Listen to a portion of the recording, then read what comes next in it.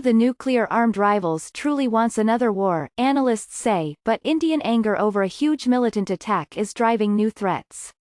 New Delhi, the Kashmir Valley, a disputed territory that has led to war between India and Pakistan in the past, is once again bringing the two arch-rivals to the brink. In the past few days, hundreds of Kashmiris have been arrested, accused of fueling the insurgency against Indian rule. India has moved thousands of new troops into the valley, where they have taken up positions in towns, along the highways and in snow-dusted apple orchards. Families are fleeing border areas. Fuel and food supplies are running out.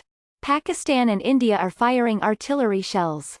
An Indian government directive ordered doctors to gear up their rapid response teams for any untoward eventuality. In Pakistan, the military has shifted to high alert. What are the chances of war? Still thankfully low, most analysts say, because neither country really wants it. But both India and Pakistan are nuclear-armed, and any escalation between them sends jitters around the world.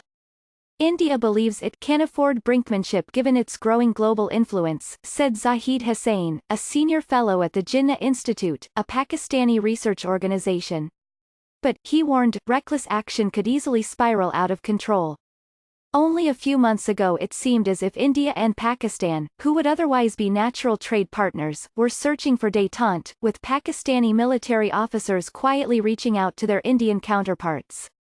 But that changed in an instant on February 14, when a Kashmiri suicide bomber rammed a car packed with explosives into a convoy of Indian troops crossing the Kashmir Valley near the town of Pulwama, ripping apart a bus and killing at least 40 paramilitary police officers.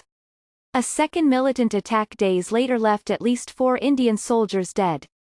India, which has 1.3 billion people to Pakistan's 200 million, has blamed Pakistan for the attack, and tensions between the two countries have reached a point that analysts say is the most dangerous in years.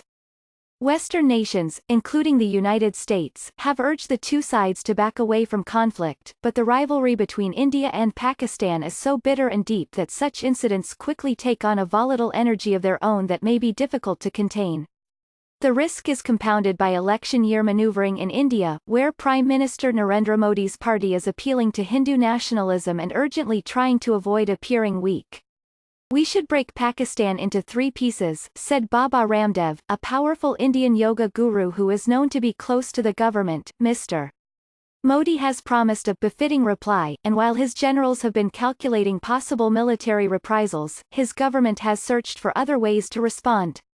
Last week, Mr. Modi's transport minister threatened to reduce the flow of water through some of its rivers to Pakistan, an arid, agriculture-dependent country. Pakistan seems to be getting the message.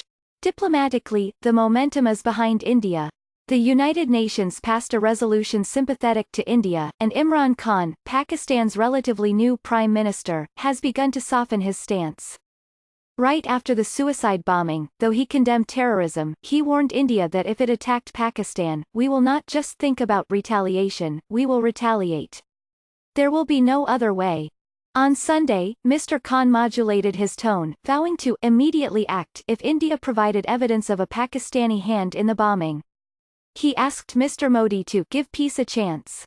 Jaish-e-Mohammed, the militant group that claimed responsibility for the suicide bombing, has operated in Pakistan for years, and Western security officials say that Pakistani organizations continue to supply money and expertise to militants inside the Indian-controlled areas of Kashmir.